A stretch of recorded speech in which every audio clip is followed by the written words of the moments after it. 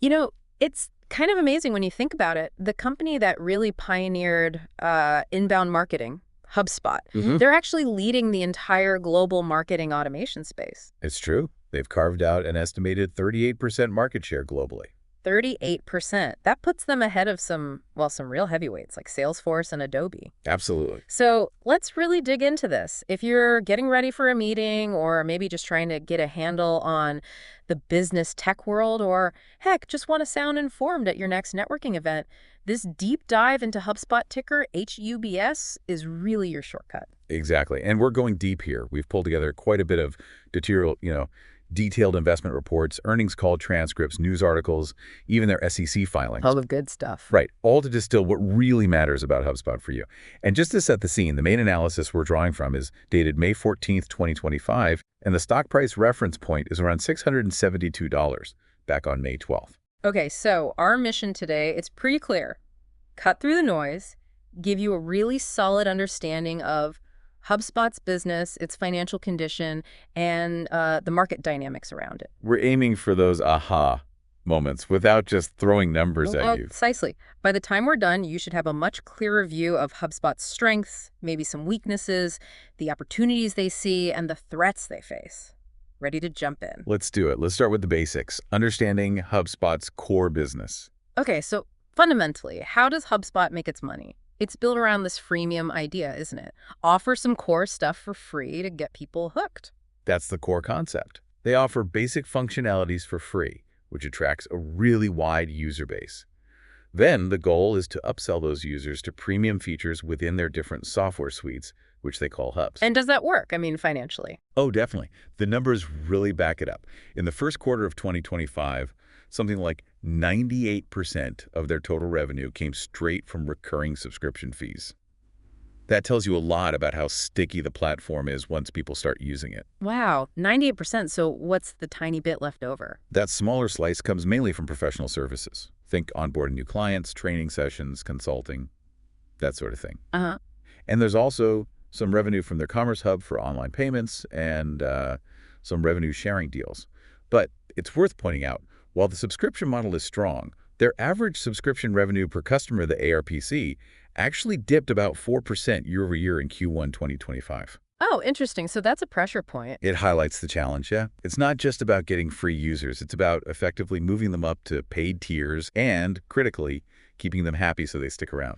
Customer retention is key. Makes total sense. The freemium gets them in the door, but the paid hubs pay the bills. So what are these hubs? What do they actually offer? Okay, so HubSpot structures its platform around 6 main hubs. They're all interconnected and built on top of their core database, the Smart CRM. You can think of that as the brain. 6 of them. Okay. Yeah. You've got the Marketing Hub for attracting audiences and running campaigns. Then the Sales Hub for managing pipelines and closing deals. Service Hub is for customer support. Content Hub helps create and manage online content. Uh-huh. Operations Hub is for automating processes and syncing data.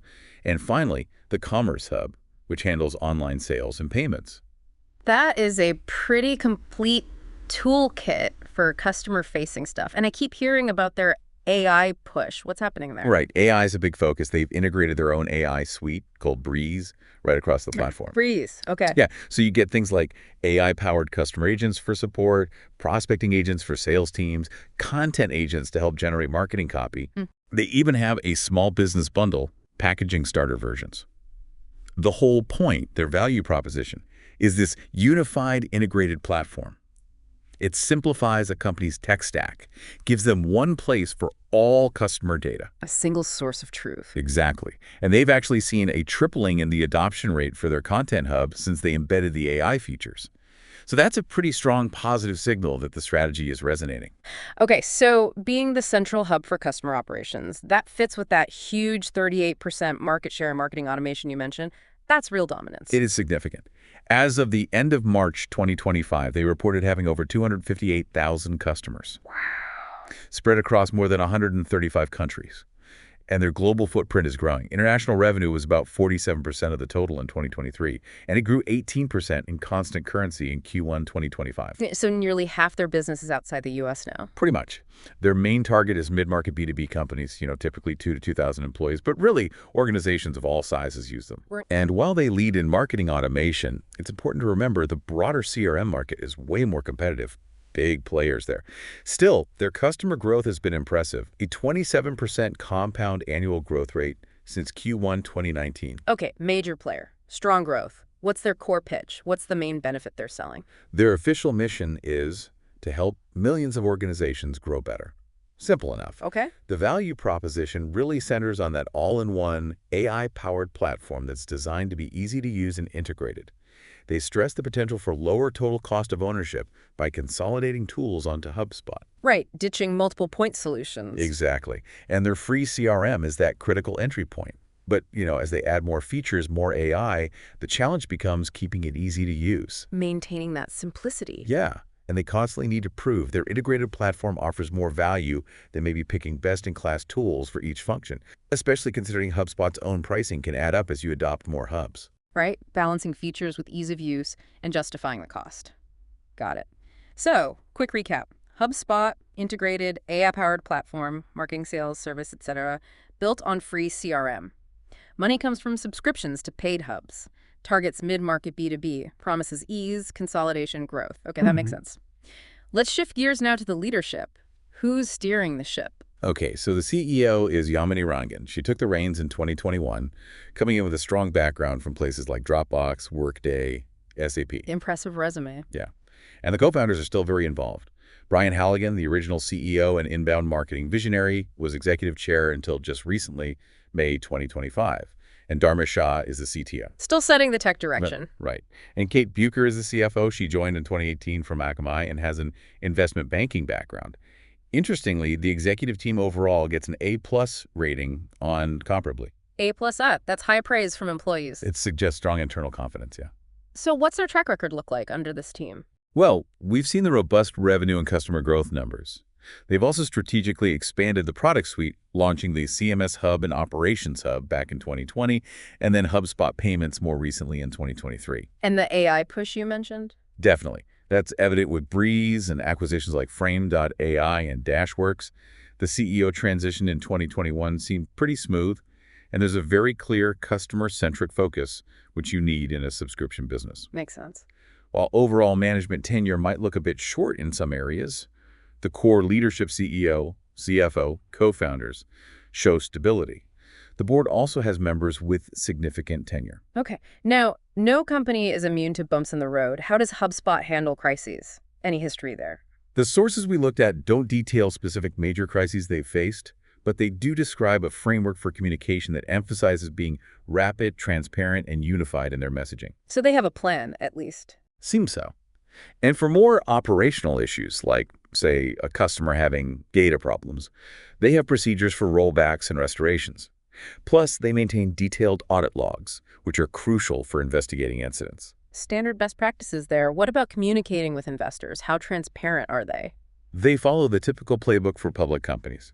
Quarterly earnings calls, press releases, presentations, SEC filings. It's all on their investor relations site. Right. CEO Yamini Rangan generally provides pretty detailed commentary on the calls. And they seem to value transparency, even about challenges. Like on the Q1 2025 call, they openly discussed that ARPC decline and some margin pressures. So they don't just highlight the good news. It seems not, which helps build credibility with investors. And in today's environment, ethics are huge. What's HubSpot's stance? They have a pretty clear ethical framework outlined. There's a code of business conduct and ethics, a human rights policy, an environmental policy, a supplier code of conduct. Covering the bases. Yeah. The human rights policy, for example, commits to things like non-discrimination, freedom of association, safe workplaces, no forced labor aligning with international standards.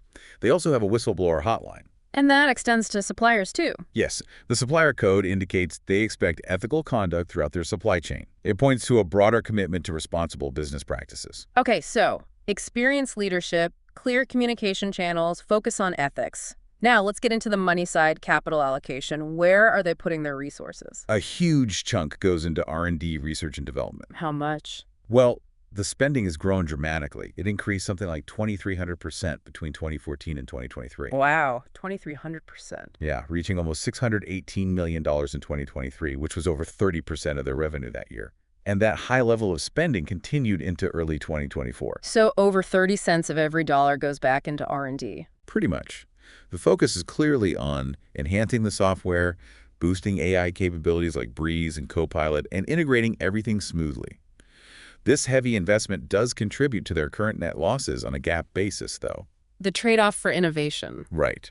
But you see the results. They launched over 200 new features just in spring 2025. Okay, besides internal R&D, what about buying other companies?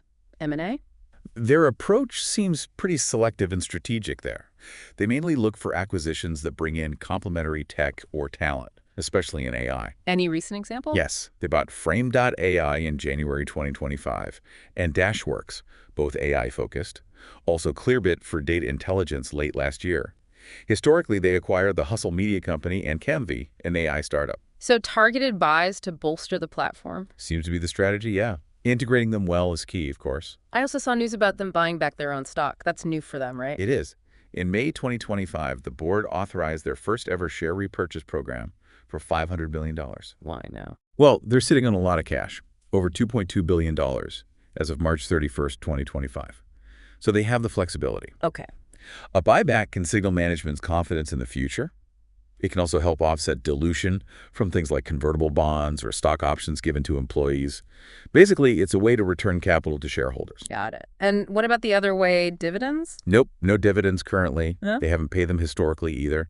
Like a lot of growth-focused tech companies, they prefer reinvesting profits back into the business. The buyback is their current method for shareholder returns. Okay. So how efficiently are they using all this invested capital? What's their ROIC, return on invested capital, look like? Right now, it's actually negative, around minus over 0.6%. That's below the software industry average. Negative. Yeah, and historically, it's been negative too. But that's not uncommon for companies in a heavy investment, high growth phase. They're pouring money into future growth. So the expectation is that it improves later? Exactly. Their long-term target for non-GAAP operating margin is 20-25%.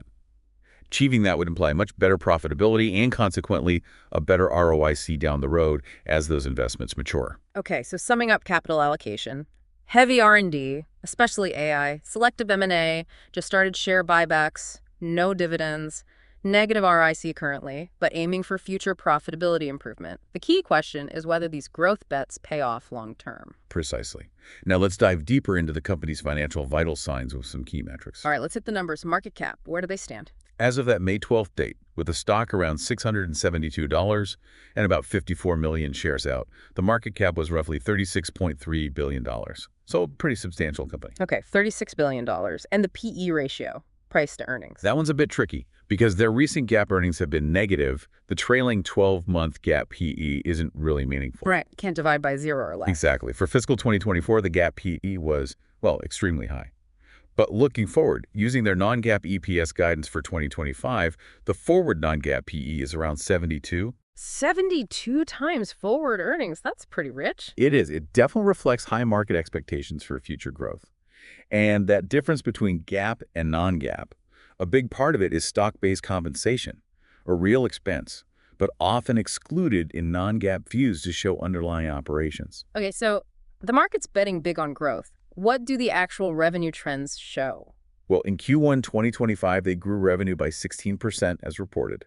If you adjust for currency fluctuations, constant currency, it was 18%. Still solid growth. Yes, but it has been moderating. Look back a few years. 2021 was over 47% growth. 2022 was 33%. 2023 was 25%. 2024 was about 21%. Okay, so a gradual slowdown as they get bigger. That's typical. It is. For the full year 2025, they're guiding for around 16% growth at the midpoint. Still healthy, but maintaining that kind of growth gets harder at scale. Makes sense. What about profit margins? Are they making money on each sale? Their gross margin is excellent, around 84% in Q1 2025. That's typical for SaaS software. It costs little to replicate. Right, high gross margins. But what about after all expenses? Operating and net margins? Okay, so GAAP operating margin was actually slightly negative in Q1, around -3.8%. It had improved in 2024 from 2023, though. Still slightly in the red on a GAAP basis. Yes, but the non-GAAP operating margin, excluding things like stock comp, was a healthy 14% in Q1. And they're guiding for that to improve to around 18% for the full year 2025. Okay, so profitable operationally if you look at non-GAAP. Correct. And net profit margin follows a similar pattern. GAAP net margin was about -3% in Q1, while non-GAAP net margin was a solid 13.4%. So the journey to consistent GAAP profitability continues, but the underlying business generates good margins. And you mentioned stock-based comp is a big driver of that GAAP non-GAAP difference. It's a major factor, yes. Okay. Very common in tech. Also, that Q1 non-GAAP margin was a bit lower than last year because of some planned strategic investments they made. Got it. How leveraged are they? Much debt? No, actually very little. Their debt-to-equity ratio was low, around 18% at the end of Q1 2025. About $369 million in debt, mostly convertible notes, against over $2 billion in equity. That's a conservative balance sheet. That's good to see. And cash flow. Are they generating cash? Yes, definitely. Strong and growing free cash flow. It was over $122 million in Q1 2025, up from about $104 million the year before. Nice increase. And for the full year 2025, they're forecasting around $570 million in free cash flow. That's a really positive sign, gives them lots of flexibility for investment, M&A, buybacks. Like that new program. Okay, one last metric. Price to sales, PS ratio. Also elevated, reflecting those growth expectations. Trailing 12 months is around 13.35 times sales. Forward PS, based on their 2025 guidance, is closer to 12 times. So high multiples. Yes. It means the market is confident, but it also means the stock price could be sensitive if growth slows down more than expected. Okay, so summarizing financials.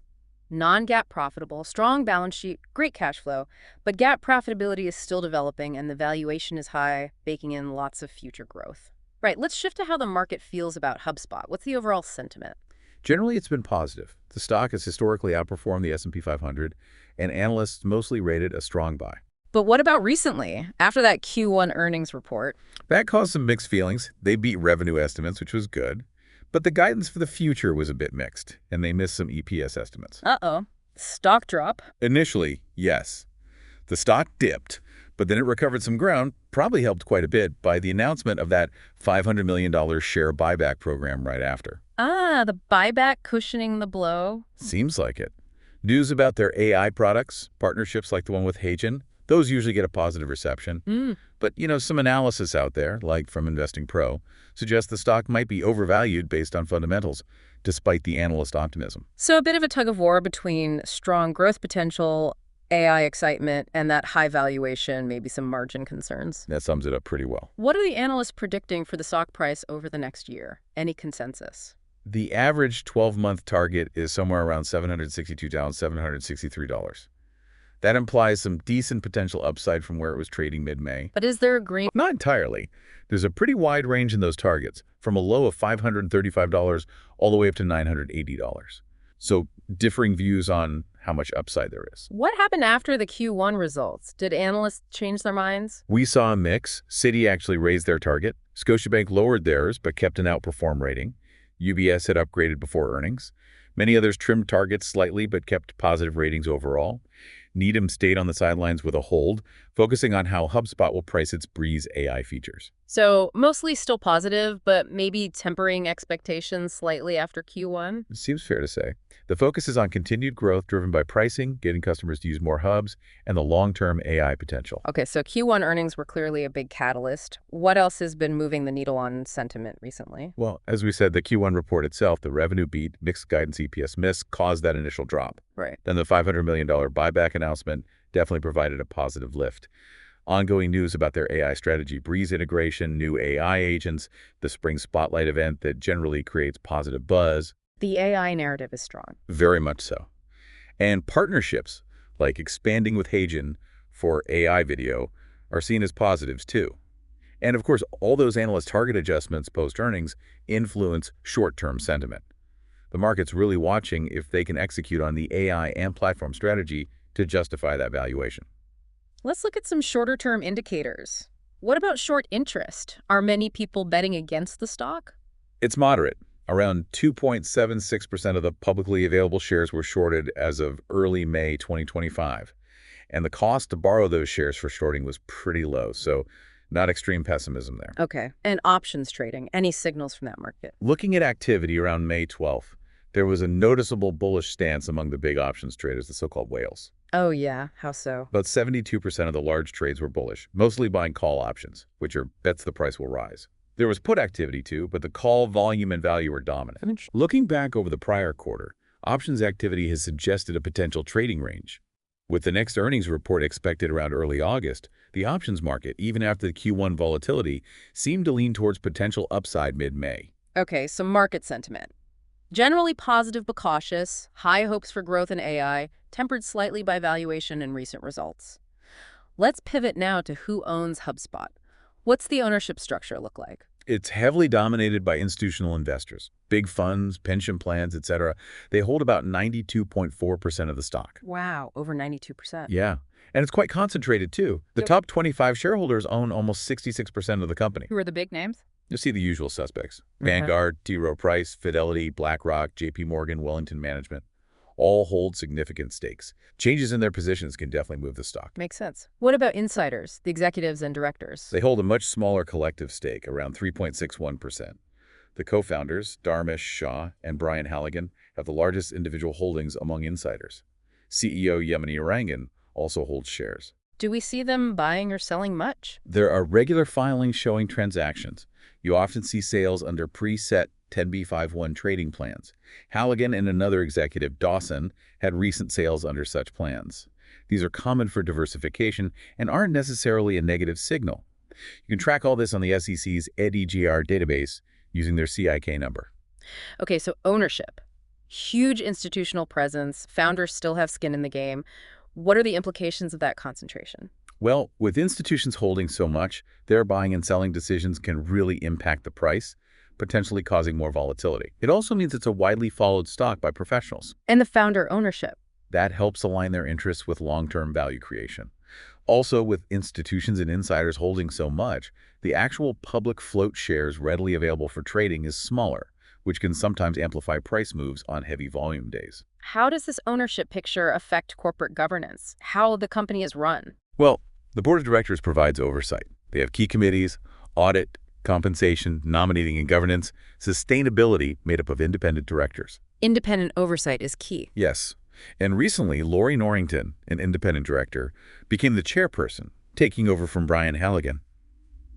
The chair and CEO roles are separate, which is generally seen as good practice. What do these committees do? Audit oversees financial reporting, compensation sets executive pay, nominating handles board members and governance policies, and sustainability guides their ESG efforts. Shareholders, especially those big institutions, get to vote on directors, auditors, executive pay, so they have a significant voice. Okay, strong institutional oversight, independent board leadership. Seems like standard good governance. All right, we've covered a ton of business model, management, financials, market view, ownership. Let's pull it all together with a SWOT analysis. Strength, weaknesses, opportunities, threats. Start with the strengths. Okay, HubSpot's core strengths are pretty clear. They have a very strong brand, especially tied to inbound marketing. That integrated AI-powered platform is a major asset. They've got that large, growing customer base. The freemium model is effective for acquisition. They have a big partner ecosystem helping them sell and service. And financially, they're solid with lots of cash. Okay, sounds good. What about the flip side? Weaknesses. Where are they vulnerable? We talked about that declining ARPC, average revenue per customer. That's a concern they need to turn around. Achieving consistent GAAP profitability is still a hurdle. Right, the gap losses. Yeah. And as the platform gets bigger and more complex, keeping it easy to use is a constant challenge. Their pricing model can become a pain point for customers as they scale up. And like most SaaS companies, they rely heavily on cloud providers like AWS or Google Cloud. Dependence on big tech infrastructure, okay? Right. What opportunities lie ahead for them? The market they're in CRM, marketing automation, is huge and still growing. So lots of room to run. Their total addressable market, or TAM, is large. Continued AI innovation is a massive opportunity for differentiation and new revenue. Makes sense. They can push further upmarket into larger enterprise deals. Getting existing customers to adopt more hubs is a key way to boost that ARPC. International growth still has legs.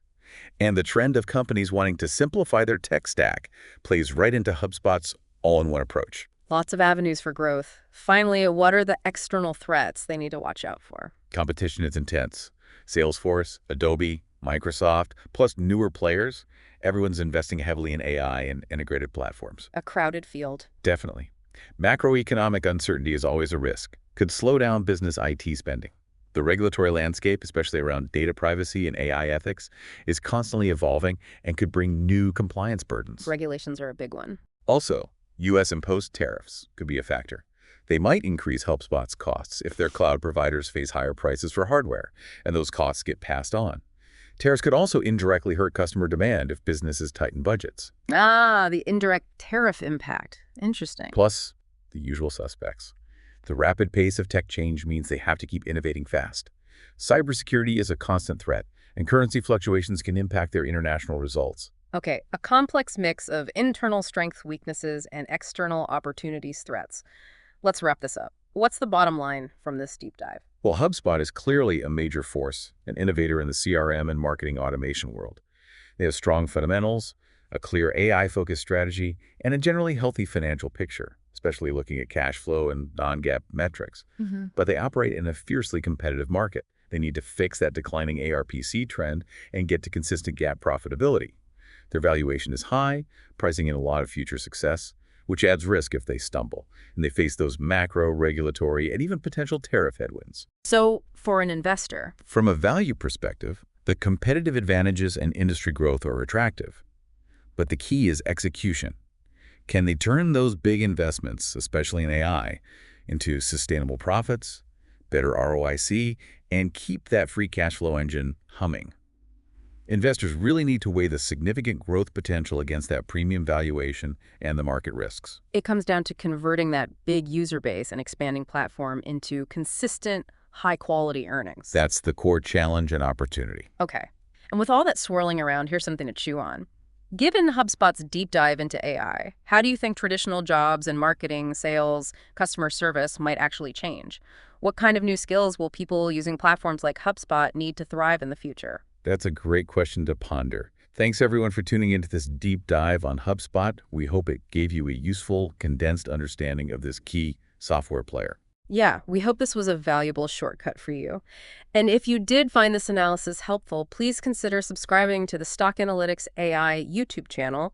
We'll be doing more deep dives like this. And just a reminder, this analysis reflects information available as of May 14th, 2025. Any investment decisions should always be made carefully, ideally with advice from a qualified financial professional.